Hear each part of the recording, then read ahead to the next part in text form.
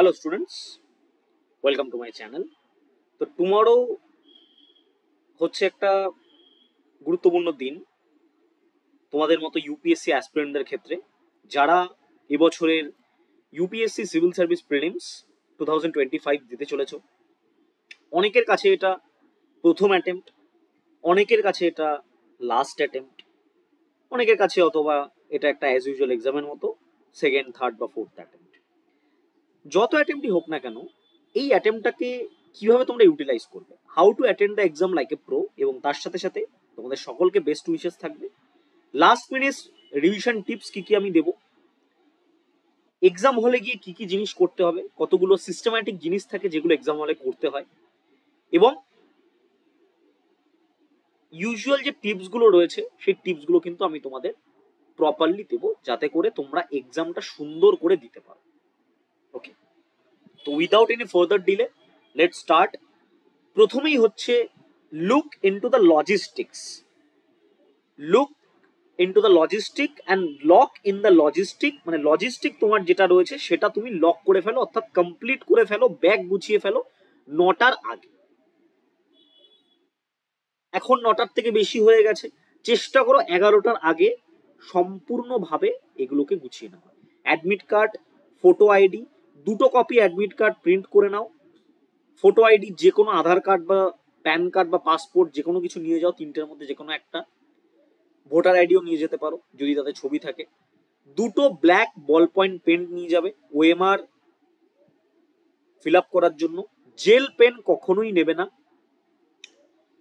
2-3টে spare pen রেখে দেবে, extra pen rough work করার জন্য। একটা ট্রান্সপারেন্ট প্লেন ওয়াটার বোতল নেবে, যদি 10-15 টাকার জল কিনে নাও সেটার লেভেলটা কিন্তু ছিঁড়ে ফেলবে, ছিঁড়ে ফেলে তারপরে কিন্তু সেখানে কি করবে, তারপরে কিন্তু সেখানে তোমরা সেই বোতলটা এক্সাম হলে নিয়ে যাবে। অ্যানালগ ওয়াচ অনলি নিয়ে যাবে, কোনো রকমের স্মার্ট ওয়াচ, ডিজিটাল ওয়াচ কিন্তু অ্যালাউ নয়, ডিসকোয়ালিফাই হয়ে যাবে যদি ওয়াচ পরে তোমাকে এক্সাম হলে থাকতে দেখে। আরেকটা ইম্পর্টেন্ট জিনিস, প্রত্যেকটা ইউপিএসসি এক্সাম সেন্টারে কিন্তু জ্যামার থাকে। তুমি যদি মনে করো ফোন নিয়ে যাবে, তুমি কিন্তু কোনো রকম নেটওয়ার্ক পাবে না। এবং এক্সাম সেন্টারের আশেপাশে কিন্তু 2-3 মিটার বা একদম এক্সাম সেন্টারের তলায়ও কিন্তু আশেপাশে 20-30 মিটার্সের মধ্যেও কিন্তু তুমি কোনো রকম নেটওয়ার্ক কিন্তু পাবে না ফর ইয়োর মোবাইল ফোন। যে কোনো নেটওয়ার্ক পাবে না, কেননা জ্যামার থাকবেই। রুট চেক করে নেবে, কোন রুট থেকে যাবে তুমি সেই রুটটা প্রপারলি চেক করে নেবে।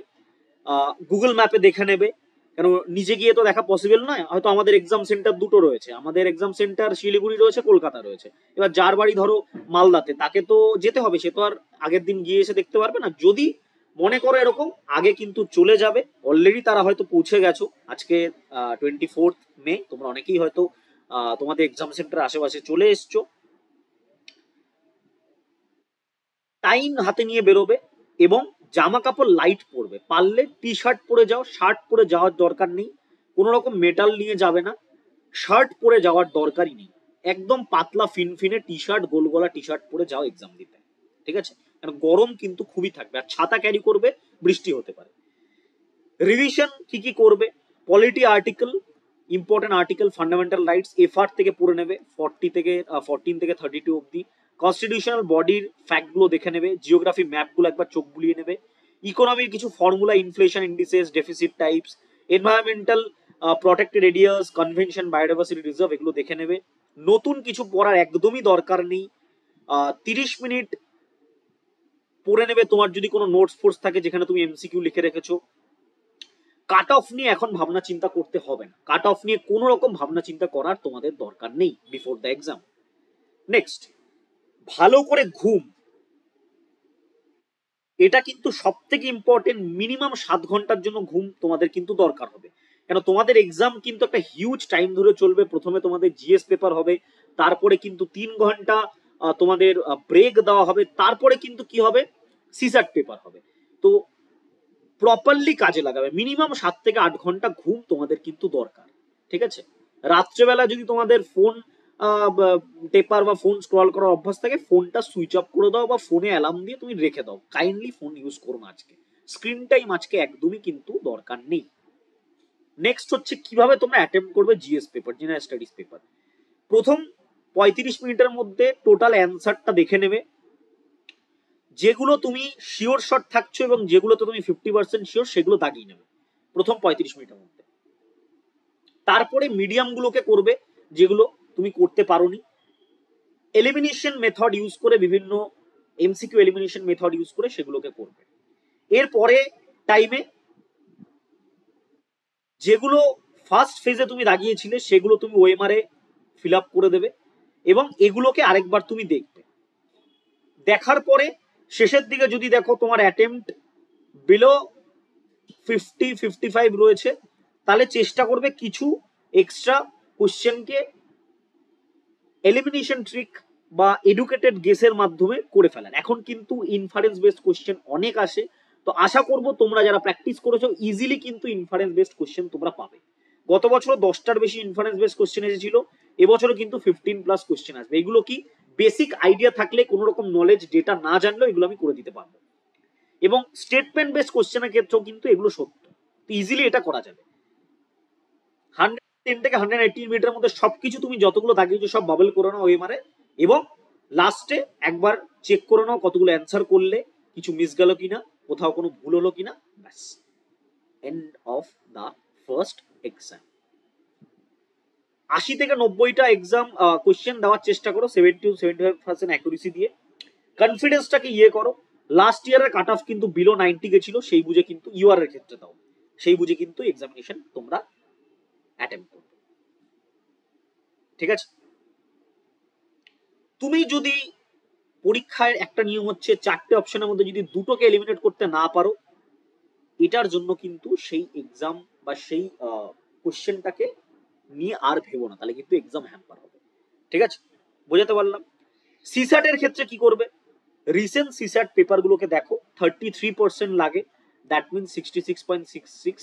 এটাকে রাফলি অ্যারাউন্ড আমরা 70 ধরে নিই, 70 তোমার লাগবে। That means you need to write 30 question. তোমার যে স্ট্রেংথ রয়েছে সেখান থেকে স্টার্ট করো।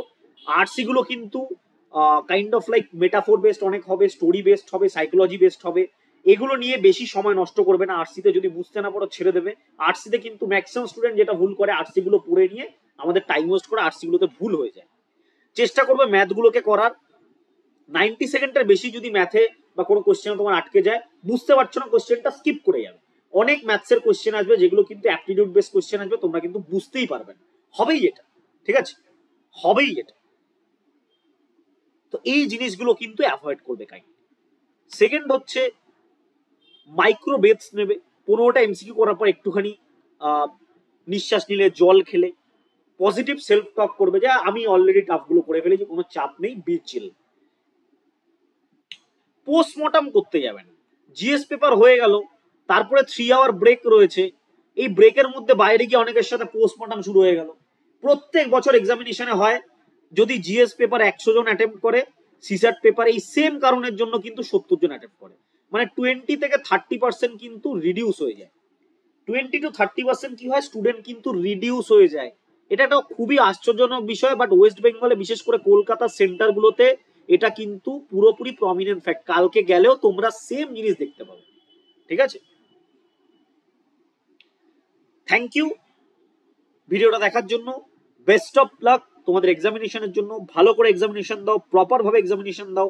কোনো রকম ডাউট থাকলে নিচের হোয়াটসঅ্যাপ নাম্বারে আমাকে মেসেজ করতে পারো বা কল করতে পারো, আমি যথাসম্ভব তোমাদের হেল্প করার চেষ্টা করব।